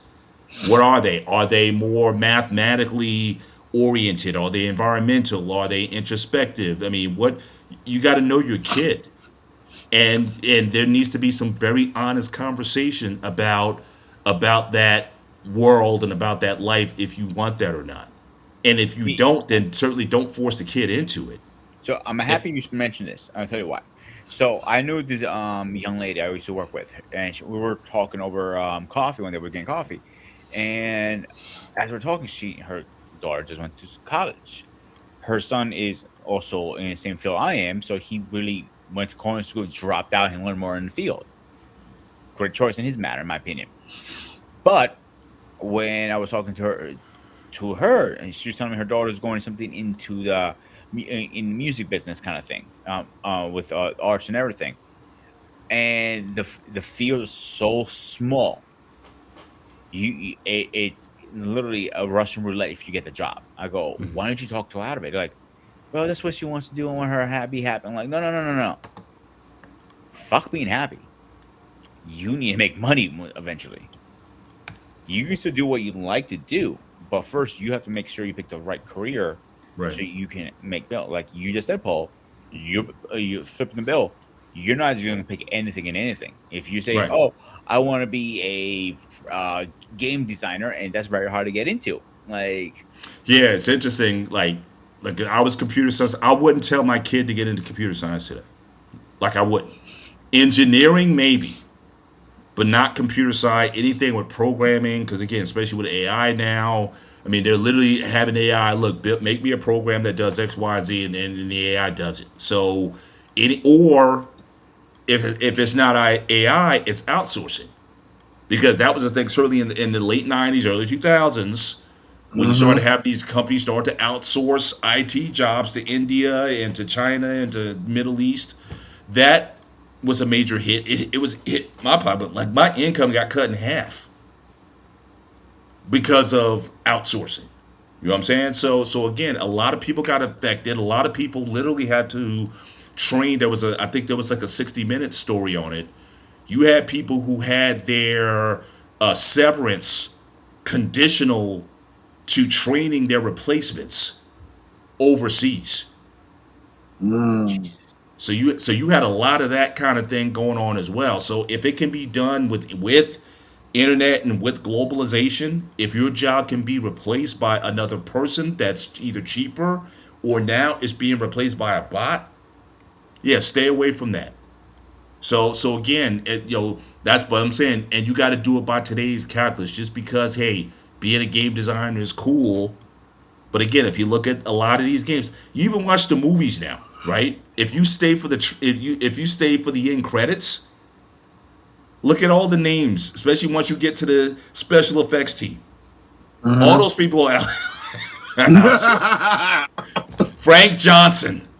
I'm looking for Thomas Howard, Smith. No, all those guys, Asian, Chinese, Indian, Japanese. It's like the whole team is outsourced now. So the only guys like head of the special effects department, might be David Johnson.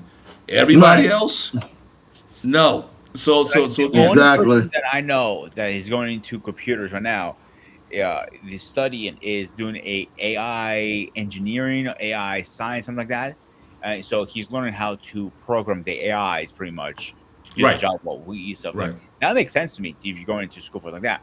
Like yeah, I said, my thing is okay. I do understand you need some math and some other stuff for that, like the history of AI. Come on now, you don't need to know the history of it to do your job. right, So that is my issue with the colleges. Like, why are you taking history when it doesn't have nothing to do with your job, yeah, or some other degrees in like biology? Okay, do you need biology in computers? I don't think so. So that's the stuff where I have issues with college. I do understand what you guys saying. The experience, yes, experience matters, Yeah. but like Because I think, I'm sorry, oh, like sorry. my school, my college is technically is a technical school, a trade school, Hmm. but they are is a college format, so they're technically under college um, right, credits. And that's one thing. First thing they pitch us like, you're not going to learn anything you don't need on the field. You're only going to learn the stuff you actually need. Is how to turn wrenches and how to understand the theory behind the why you turn the wrenches, the stuff and everything. That made sense to me. yeah, Go ahead. Then you That's want to say totally something? no. I totally understand about all that. I mean, the reason why college was difficult for me when I first went, I always struggled academically. I didn't find out about my issues until like I was maybe 26, 27 years old. You know, I decided like, why am I struggling? What's going on? And I was getting frustrated. I tried the 4-year college. I tried the 2-year college. I was constantly struggling. I couldn't keep up with the work. I had difficulty trying to understand the assignments, and I had difficulty when it came to reading the assignments. It got to the point while I was working at my job, and this is one of the great things I like about my job is having an EAP. Made the call, went to therapy, spoke to someone, did research as well, and I can honestly say it motivated me to just not quit and figure out, okay, why am I struggling? I did my research, I looked into it, and then it was having the courage to actually go through with it. And when I found a learning specialist that was willing to take me in and help me diagnose me, I'll be honest, I felt overwhelmed and I was frustrated because I was trying to figure out how come I was dealing with all this time and nobody saw it. And it's like, I think that's one of the reasons why some people just like the hell with college, because they're wondering why they're struggling, or they just feel like, well, you know what, whatever, it is what it is. But to me personally, I want that experience. I want that experience to walk on campus and everything else. My parents, like, I'll be honest, I went to private school all my life. And this is just me. I feel like not having a college degree, my parents put in a lot of work into my education for nothing if I don't have a college degree. And then once I figured out why I was struggling, why I had difficulties and everything else, on one side, I was happy because I finally knew why I was struggling. But at the same time, a part of me was just angry because I felt like a lot of the things that I went through were for nothing. And that was the real hard part to get over, was realizing that a lot of the setbacks that I had to go through in high school and in college were not my fault. So to me, I feel like that's why I'm always about, you know what, go out there and give it a shot. That's why I'm all for, like, go to college. And if you don't want to do college, okay, do the workforce. If you don't want to get into the workforce, go into the military. Get a chance to travel. Get a chance to do things. And then after that, go sit in a college, go to school and sit in the college classroom or a lecture hall and everything else. So now I'm actually working towards going back to school in the fall. Because I'm at the point now my schedule is a little bit easier. Now I'm working towards going back to college, simply because there's a part of me that feels like I never had a chance, I guess, in a way, to live up to my potential or prove that I could do the work, simply because I was dealing with something that was no fault of my own. I guess in a way, I just want to, it's like challenge accepted, and I'm willing to take that on. That's the best way I can put it. I can't think of any other way to put it. That's why I'm like. I'll give you a better example, Anton. I understand what you're saying. I have a learning disability myself, and you know that. And for people who don't know that, who's new watching this, I have a reading and spelling disability, so it made a lot of things very difficult growing up. They didn't catch dyslexia. No, it is. I don't remember the typical term of it. It's pretty much I read on a lower reading level than most people. And it's very common in men, believe it or not. So they didn't catch it to my senior year in high school. Great job, education, A1, right? So I only use out of high school. I use example. I know a young man. Can I say his name? It was my son.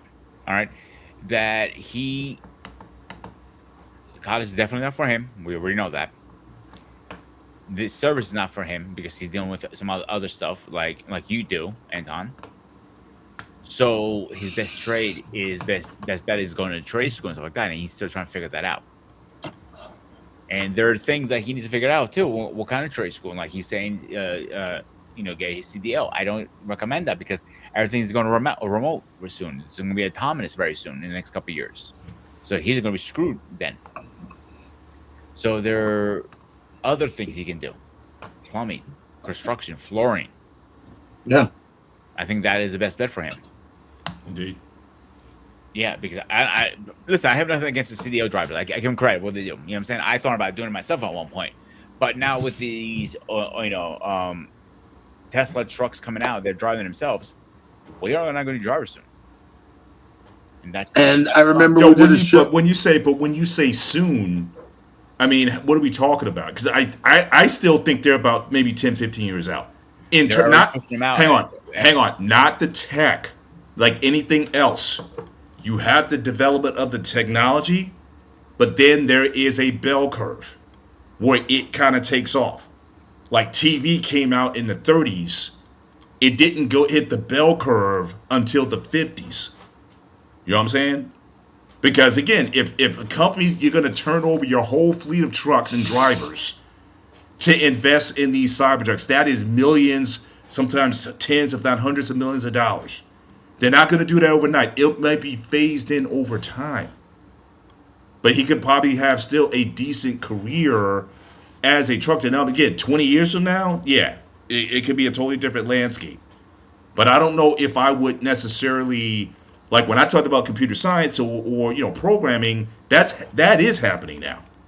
So I'm not but I think that as far as when you're going to just see a whole fleet of driverless trucks on the road, I don't think we're ready for that. I don't think the the scale. So there's the invention, and then there's the scale. It won't get to scale for some time, because think about Yeah. it. If you could do that, then pilots, for example, right? Because they say the only thing a pilot is paid to do right now is to take off and landing. That's the only time you need a pilot. When you're in the air, the plane basically follows itself. You put the course in, the plane does the work. You can eat a sandwich, you know, do whatever. It's like nothing's happening. Yeah, you might run some turbulence every once in a while, but the planes, if they get to the point where planes can go up and down, by themselves, without pilot, then, but again, I think that might be 30, 40 years off, maybe 50 years off Yeah. before that gets Definitely. to scale, because all these companies have hundreds of millions of dollars invested in their technology, in their fleet, and those planes are still going to need to get serviced. Yep. And I think generally you're going to need pilots to fly them. So I wouldn't necessarily dissuade them from the CDL, because I don't think it's going to happen like that. Like 5 years from now, there'll be no jobs. I just There is don't believe it. Exactly. I think behind it too, and that's why I'm pushing him away, because he's not the kid that he should be driving over the road, because the first couple years he's going to be over the road. So to get experience, that's one reason. And the second, I'm seeing them already. Amazon are pushing them out more and more. So and again, Anton, you push back on this if you want. And like usually any technology we see, usually the military had it first for years and years. yep. So from my understanding, the military has already been working on this very hard. Like those droids, like you're saying about planes, they had droids for years now. Yeah. So them Yeah, flying but themselves, I see. yeah, it but happening. drones, but driving those trucks, those RVs. I mean, they're not automating any of that stuff anytime soon. At least I I don't. also No, they think find that's a. his future. I'm like, what he's going to No, do. they know how to operate them. No, they had to operate them. Like, ironically, most people didn't realize, and I told some people this, they just be like, I was crazy. Like, to control those UAVs, to control those drones, UAVs, looks like an Xbox controller. Oh yeah, And I I had people that looked at me like remember. I was crazy. And I was like, no, seriously. Yeah, I remember. I was thinking about getting into, when I originally was thinking, like, we're out of high school, and the first thing they always used to ask me is, "Can you play a video game?" I'm like, "Excuse me? Of course I can play a video game." Like that is your golden ticket, Yep, literally. that's true. I, yeah, Because, you can. They can. And like at the time they were doing all these waivers, but now if you're a good gamer, they'll waive it everything. yeah. Do that. And ironically, like one of the reasons what got the drone and the UAV program started was, especially in the Navy and the Air Force, because that's where a good influx of pilots are from. They had this large influx of pilots, and when they start the UAV and drone programs, they're grabbing guys who are in flight school, like going to flight school, trying to get their wings. No, now you can be flying drones. You're gonna be flying these UAVs and everything else. You're gonna be doing reconnaissance missions. You're gonna be dropping bombs from a distance, so on and so forth. And a lot of them were like, my goal is to get inside of a cockpit. Nope. You're gonna be working in this room, looking at these screens, controlling a UAV. Well, you're at a hostile, you don't have to worry about being in hostile territory, so on and so forth. And it's like, really?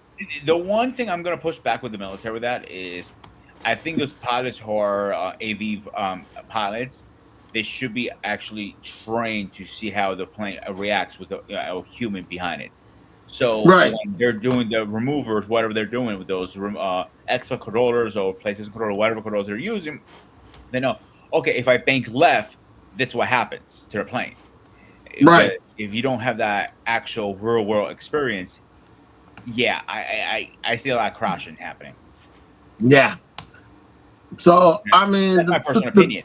And what you're saying, Paul, with the peaks and everything, the infrastructure is still, they're still working on it, the infrastructure. Like even Right. the auto, the telescope, the Ys and all that stuff, they're not 100% proof yet, and I agree with that. But I am also Right. looking for in his future, saying what can happen to you in 20 years from now, and when that job is. But that's a decent career. You know what I'm saying? You said It 20 is. years. That's a lot. That's decent. And you talk about Amazon's doing it, but yeah, Amazon is one of the largest companies in the world. If anyone is going to invest that kind of money It's gonna be into Amazon. future technology, it's going to be Amazon.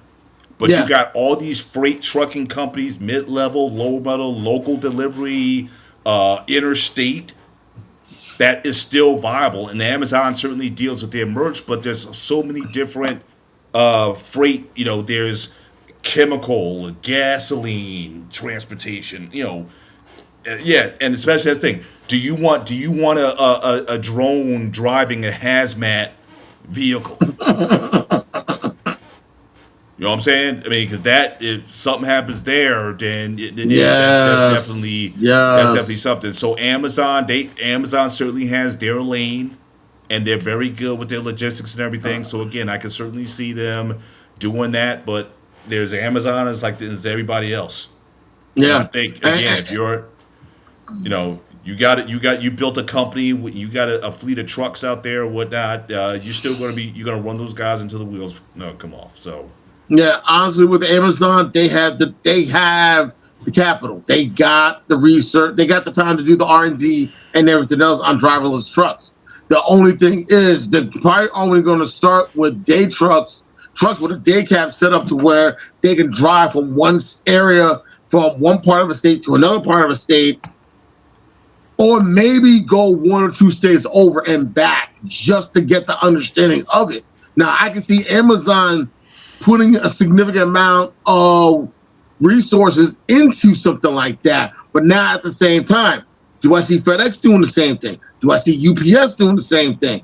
The U.S. Post Office, DHL, Definitely not the post office. Yeah, I maybe, can't. maybe not. At the time right now, no.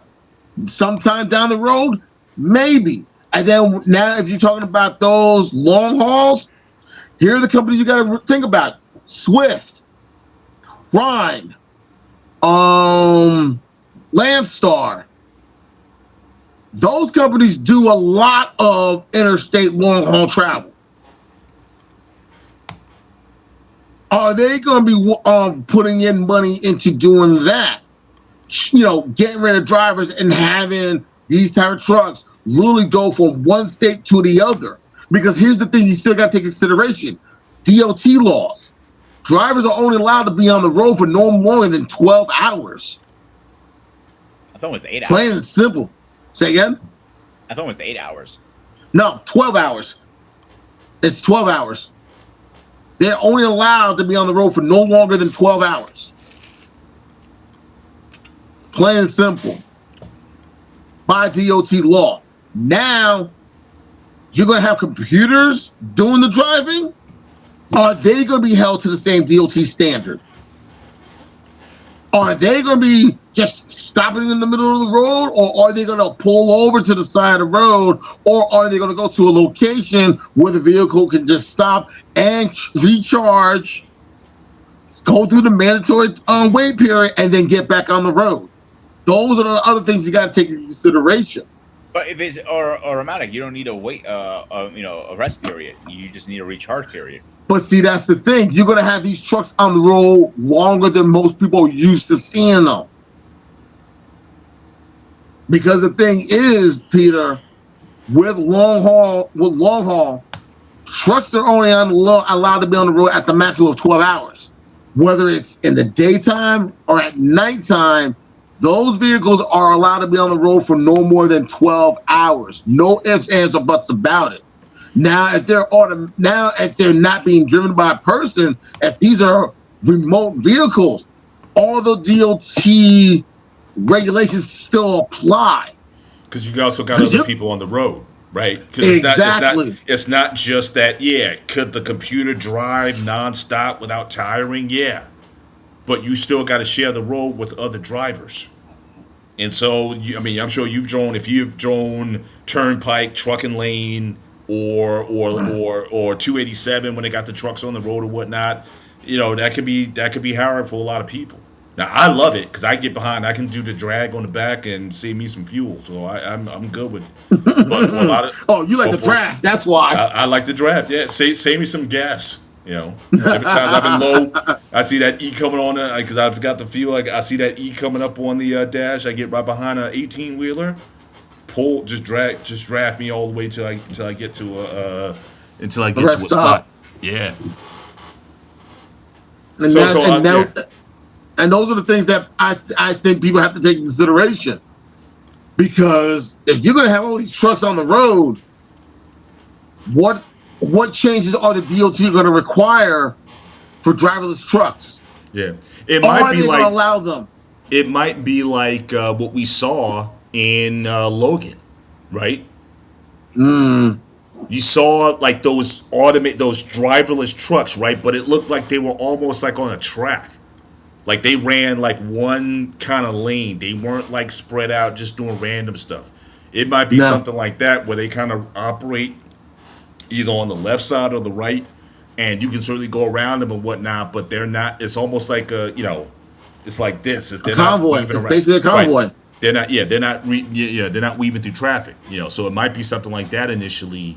But again, you're still talking several years away. So, like I said, I wouldn't necessarily be so dissuaded from going into that. Or, like I said, if I had somebody, I would certainly, if I had a son, I would say, okay, yeah, I'd rather you be a long rig trucker than go into computer science or go into programming, because again, though that is a much more influx in terms of jobs and job security and things of that nature and whatnot. I think you got a lot more longevity doing that, and like compared to like a plumber or electrician, you don't have that long apprenticeship. Because I think in New Jersey, it's like a 6 years I think apprentice, so. Something like that. 6 or 7 years or something like that. It might have came down recently, but I mean, that's a long time that you have to devote yourself to something before you can then earn a living or certainly start your own company or something like that. So again, I think the CDL route is certainly a faster solution. Now again, can you handle the anxiety and all the other stuff that kind of goes with handling that kind of responsibility? Like I said, especially doing them hazmats, it's like you driving on a bomb, literally, right? You got some hazardous chemicals or those gasoline trucks or something like that, and something goes sideways or whatever. Then it's like you literally driving on something that could be the end of your life. Like, But also, here's the thing, Paul, that people don't realize, and I'm talking about this from my experience.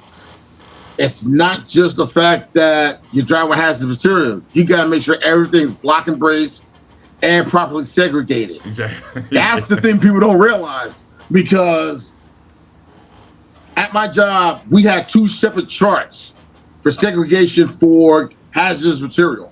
We had one chart set up for aircrafts, and we had a separate chart for trucks and vans.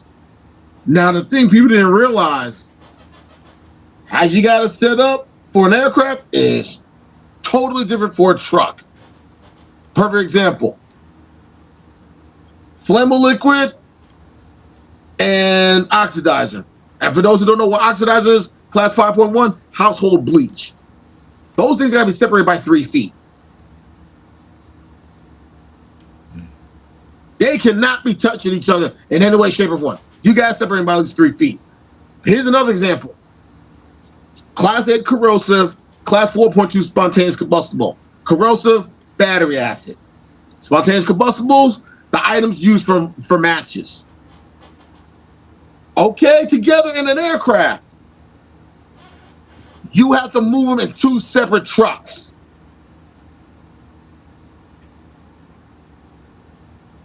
That's the thing people don't realize. Like, there are certain things, and this is stuff I learned when I was working at FedEx. These are things you have to know. And those things do play a significant role when you're moving the stuff. Do you want a vehicle that's not driven by a person moving the stuff, or do you want the stuff moved by a person behind the wheel? Me personally, I'll take option number 2. Yeah.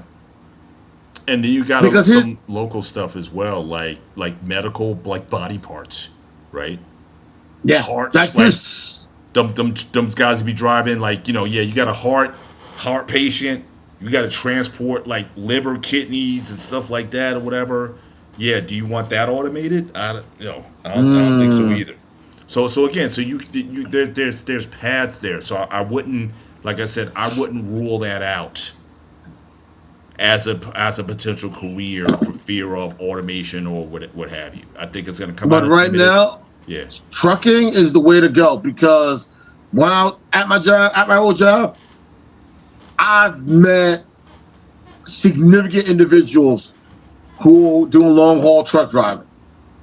I've met siblings, parent and child, spouses, and they enjoy it. They love it. They're okay. Yes, they got to pay a significant amount, leasing their truck and everything else, but they're traveling, they're spending time with each other, they're seeing the country in ways no one thought possible. They're doing it for the sake of doing it, and they enjoy it. I remember this one couple I met, they were from Kentucky. They go home to Kentucky, they're there for maybe a couple of weeks, for maybe like 2 or 3 weeks, and then they're back on the road. They will do a road drive moving, medical supplies. They'll take that drive all the way up to Massachusetts, and then come down to Jersey, drop the stuff off. They'll stay the night, get back on the road. They'll go out to PA, or they go out to Syracuse, things like that. Come back at our location or go to other locations. They like it. And people don't realize some of these companies, they pay well. I remember hearing stories about how young married couples were having financial issues and were looking for ways to try to make money to get themselves out of debt. One of the things they did, they got their CDL license. They quit their jobs, they sold their house, so on and so forth. They get a truck and they're driving back and forth across the country doing long haul. 5 years later, they're able to get themselves out of debt. So there's a very good reward in something like that. And ironically, some of those long haul truck drivers are college graduates. That's the thing people forget. We're coming into the show, so let's get our final thoughts in, okay? All right. Now you want to go first, and then you go, Paul? Sure. I look at it like this. You have people that are always going to say college is a waste of time. And you're going to have people saying college is the greatest thing. I tell people, choose either one. If you choose to go to college, that's great. Enjoy those experiences, enjoy those moments, because you're never going to have those moments again outside of it, unless you're going to the military, but that's a different story. You don't want to do the college thing? Okay, you want to go into a trade. And there's nothing wrong with that as well. We need bridge layers. We need people that do construction. We need people that do plumbing. We need people to do HVAC work. We need people that need to put up solar panels. We need people that's still doing these other things that are also just as important that keeps this country going. There was a time I remember back in the 1980s, and I think Paul will remember this too, where they were trying to tell people don't go into any manufacturing job. Don't work in an auto plant. Don't work in a steel mill. Don't work in a coal mine. Go to college. That's the way to go. That's the future, so on and so forth. And you have a generation of people who were going to college and then thinking once they graduate from college, they're going to be the next Gordon Gekko or Alex P. Keaton. It don't work like that. You still got to put in the time and effort and the work and the grind. And now, and we don't like to get political here, one particular individual always said, oh, college is the biggest scam. And this was an individual who dropped out of college and everything else, talked about college is the biggest scam, and he made money off of it. But ironically, what people didn't know was that his wife is a college graduate, and she was working towards her master's and PhD at the same time. And he was okay with that. So how do you be okay with your wife going to college, but yet you're telling people college is the biggest scam? Like I said, that'll be for another discussion. I'm always going to tell a lot of young people, especially high school kids, this. You want to go to college? There's nothing wrong with that. You want to go into the workforce? There's nothing wrong with that. Hell, if you want to go into the military, there ain't nothing wrong with that either. All of them have value in some way, shape, or form. They all bring something to the table. And if you have a chance to do at least two of them or all three of them, to me, that shows how well-rounded individual you are. Doing the college thing, doing the military thing, doing the work thing. And you could take from one of them or two of them and apply it to the third. You could take what you learned in college and what you learned in the military and apply it to the workforce. And sometimes that's the best thing. So I'm always going to tell people, find what works for you and stick with it and go on that journey. But don't just go through the motions. Learn to interact with your peers at a job. Learn to interact with your fellow students if you go to college. And you're definitely going to be learning the importance of interaction when you go into the service. Either way, take advantage of it, use it to your advantage, use it as an opportunity to thrive and to grow. And you can learn a lot from all three. So anyone that chooses to do other one, it's not the wrong answer. It's always the right answer. College, right answer. The workforce, right answer. Military, right answer. It's what you do with it that counts. And that's all I got to say. And those are words worth thinking about. Yeah, well, like I was saying earlier, certainly next gen training. I've been off for a couple weeks because of work travel, and hopefully, if we don't do a show next Thursday, then we'll push it to Friday. Again, I'll talk to the coach and see if he wants to do it then. But we've been talking about, again, these different types of intelligence that people have. That sometimes our educational system, as it stands now, it really only prioritizes two types: the mathematical and the literary, sort of the written type of intelligence. But there's a variety. I think where a lot of this conversation has to start with younger families, younger kids. Know your kid, know their interests, and really work backwards in terms of, again, if you go to college, what's it for, and what's going to be the return on the investment if you go. I think most have to do that. I know college is a dream to a lot of people. It's a wish list kind of thing.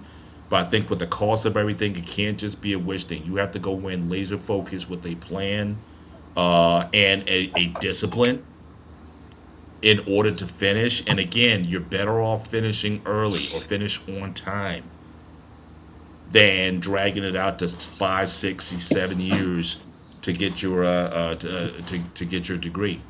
So I would definitely recommend that more people be honest with themselves and have a good conversation with somebody who you trust in terms of, hopefully it's your family, hopefully it's your parents. If it's not your parents, then again, someone who you respect that can has some experience out there and that can give you some advice. But I agree, college is not for everyone. But I think certainly for those who have made the investment in it, take advantage, again, everything there. And especially now with employment, because we're talking about your career prospects. And we've also, again, next gen training, we did shows on careers. We did shows on the job interview process, and whatnot, and what employers are looking for. And I got to tell you, they're not always looking for the 4.0 student. They want depth. They want breadth of experience. They want to see you involved in things. Because again, if you're going especially into a corporate environment, you're going into a team environment. Can you play on a team? Or are you socially awkward? Do you have some, is your EQ, your emotional quotient high? Or only your IQ is there? Because you can fumble all of that. You can know your stuff, but you can fumble it in the interview because you're not used to being in front of people. You're not used to working with people. And for a lot of employers, they would rather stay away from that. So again, college is a ground. You certainly didn't get a lot of that growing up or in high school or what have you. But that is important. Those are things that you have to work on. So I would say definitely go look up next gen training, look up our playlist. We did a series of shows, job interviews, career searching, those things, how to dress, all those things we covered in next gen training. So I would definitely recommend you guys go back and check that out. Whether you decide to go to college or not, those videos on career path I think will be useful and beneficial for for you to check out and go with. So that's all I got on the topic. It is certainly a very thoughtful decision. It's probably they say there's 3 or 4 major decisions that you make in your life: your faith, who you marry, and where do you go to school, and where you decide to live. And so take that educational component or career component as seriously as you would take anything else. And hopefully, you'll get, you'll come to the right decisions so that, you can, lay the foundation for your future. So that's all I got. All right, guys, thanks for coming up. Obviously, you guys know my opinion already. I think college is a little bit of a scam personally, but I think if I had to make it a tier, military number one. I'm a big supporter of military. I think it will help everybody out there who doesn't know what they're doing. My second tier is a trade or on training school. Last option is college. I personally think it depends on what you're going for and your budget. I agree with Paul with saying that. But let's do a quick schedule update. So tomorrow night we're talking about Anakin.